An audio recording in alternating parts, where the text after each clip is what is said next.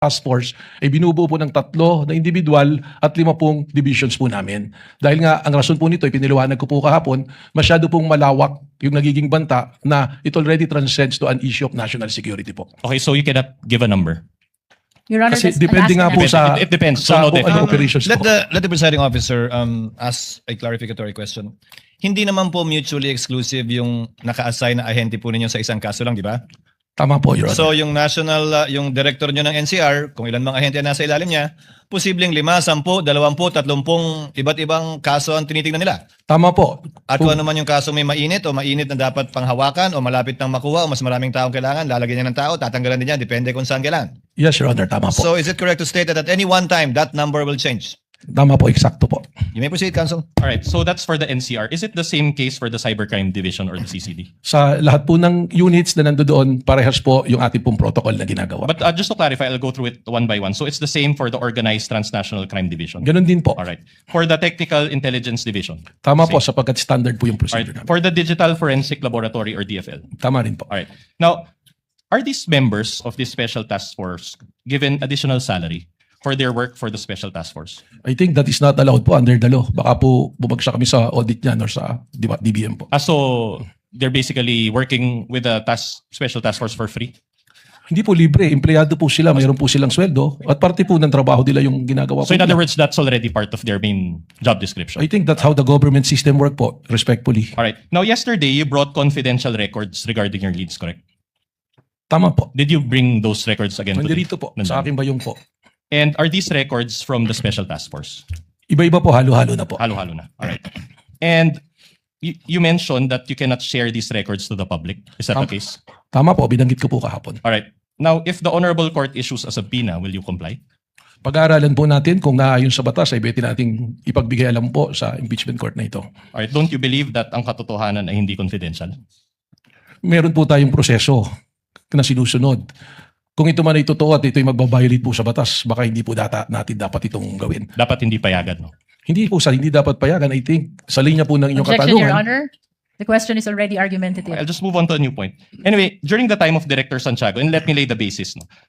Around 15 months, they didn't identify the alleged person that VP Sara talked to. And based on your testimony yesterday, it will take 3 to 6 months, even more, for this special task force to come up with definite findings as to the identity of this alleged person, correct? Sinabi ko po 3 to 6 months, hindi po even more. Okay, we'll just check the transcript for that. But at any rate, will this task force continue to exist and operate until you finally identify this alleged person, or does it have a time limit? Kailangan po aming matagpuan yung pong taong binanggit na kinausap po. So as long as you cannot provide a concrete output, the special task force will continue to exist. Asked and answered, Your Honor. Asked and answered. Move on, Counsel. All right. By the way, does NBI have intelligence funds? Wala po, sir. All right.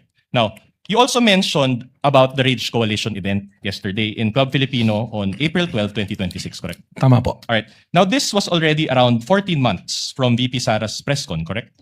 Tama po. Now, my question to you is this.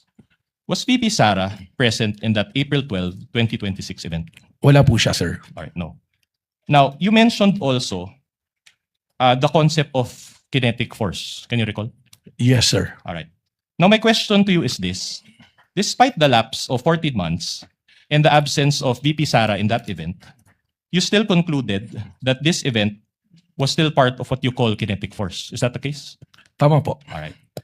And based on your findings, this kinetic force came from VP Sara's November 23, 2024 press con, correct? Hindi lamang po yun. Ang sinabi ko po ay may pagkakaugnay sapagkat yung pong statement na I want to cut his head, gusto kong kunin ang ulo niya. At ang sinabi din po ni Mayor Baste, isang ulo lang ang kailangan namin, ang ulo ni Pangulong Bongbong Marcos. All right. So, you mentioned also that there was a participant in a PBBM rally that shouted, "Barilin na yan." When did this happen, if you can recall? Hindi po ito rally, meron pong event, ang okay. ating pong Pangulo sa Nueva Ecija, naka-live broadcast po ito sa RTVN at meron pong nag-komento bigla na sinabi, barilin na yan. Can you recall the date of that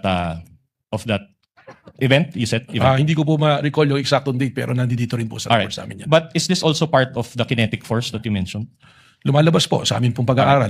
How about yung nangyari kay Undersecretary Claire Castro in Canada? Is this also part of the kinetic force? Irrelevant, Your Honor. Your Honor, I'm trying to lay the basis, Your Honor. Witness may answer. Well, ito Filipinos? na nga po yung sinasabi natin na nagkakaroon po ng malawakang kaguluhan na epekto po ng madalas na pagbabanta at seryosong pagbabanta sa Pangulo na ngayon ang mga itaong kahit na ordinaryo ay inaatake po. Hindi lamang ang Pangulo kundi ang iba pa rin pong matataas na posisyon. So the answer is yes, it's Yes. part of the kinetic force. So in other words, this kinetic force can reach foreign countries. Lumalabas po na gano'n. Okay. Dahil marami po tayong Pilipino na nandoon na napapanood po Oh, that's sa okay, social media. Director. Now, how about the flood control rallies? Is this part of the kinetic force?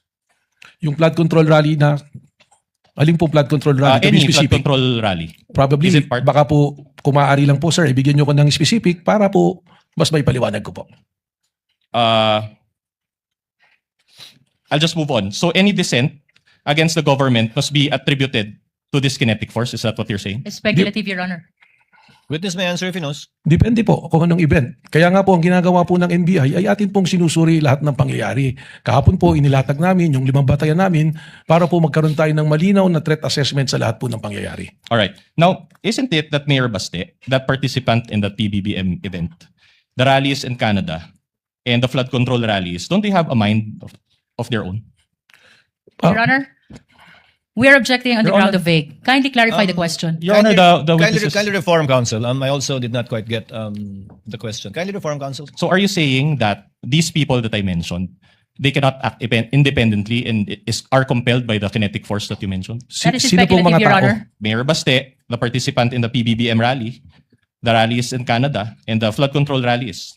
Una po, there's no PBBM rally. No, sorry, PBBM event. Sorry, I stand PBBM corrected. event. Yung sa Canada. Tsaka, yun nga po, alin po bang flood control? Babalik ko lang po doon, pasensya na po sir, para po mas makontextualize po natin mabuti.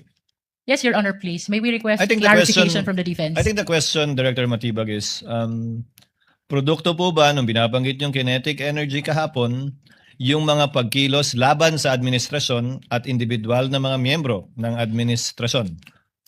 Respectfully, Your Honor, sapagkat marami pong may pagkilos po na iba-ibang grupo. So na nakikita po posibleng hindi. natin. May pagkilos na hindi, may pagkilos Tama na oo. po. Kaya we have to qualify, we have to treat each event independently and apply the 5-factor test that we are being applying po sa mga pangyayari po. So hindi porkit laban sa o tutol sa gobyerno o sa partikular na opisyal ng gobyerno ay ito na yung binabanggit yung kinetic kahapon. Tama po, Your Honor. Counsel may proceed. All right, my question is this. Is this kinetic force still active today or has it stopped? Malinaw po, may mga pangyayari pa rin po. And should we really stop this kinetic force or just allow it until 2028? Hindi ko po, pakiulit po. Anyway, I'll withdraw that question. Just move on to a different question. Is this kinetic force a legal concept?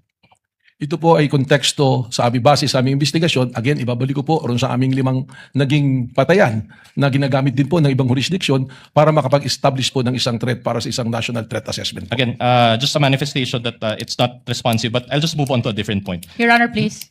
What is the pleasure of the lead counsel? The defense is making a side comment to the answer of the witness.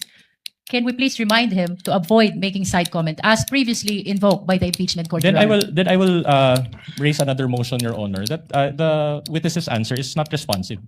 Counsels, let this not be a debate between and amongst the two parties. Let the witness answer and give his testimony. Counsel, you may proceed. All right. Was the Rage Coalition event a political rally? Palagay ko po, sapagkat ang nandoon po ng mga political party po ng PDP laban at yung pong reforma na pinamumunuan po ng dating Speaker Bebot Alvarez. All right. And as a lawyer and as a former dean ba, director or current dean? Former All po. right. So as a nag-resign na po lawyer ako. and a former dean, you are aware that political speech is constitutionally protected, correct? Depende po kung anong talumpati. You have to qualify. And unless we are under martial law again, Mayor Baste should be able to freely express his dissent to the government. Your Honor, correct? that is speculative. Let the witness answer. He is competent to answer that question. Unang-una, tama naman po kayo, wala namang martial law ngayon at pwede naman pong magsalita. But the freedom of expression has limitation also. Kung ito po ay nagbabiolate na ng batas at nakakasama na sa ating bayan, ay hindi naman po ito kasama na sa freedom of expression. All right. But my question to you is this. Did he directly urge the people to overthrow the government in that rally? Ang sinabi po niya, base sa aking testimonya, ay isang ulo lang ang gusto namin, ang ulo ni Bongbong Marcos. At kung matatandaan po ninyo, ay correlated it dun sa mga dati pang mga pangyayari. Hindi lang po yung event at sinabi na yun ang aming nagbasehan base sa aming pamantayan po sa pag-assess po ng banta o ng threat po. But that was your own interpretation of what That is not only my interpretation, but is the interpretation of the new National Bureau of Investigation based on the standards that we follow, consistent with the standards Alright. that we're following. Is it your interpretation that those also demonstrate destabilization efforts? Please repeat, pakiulit po, Is it sir. also the NBI's interpretation that those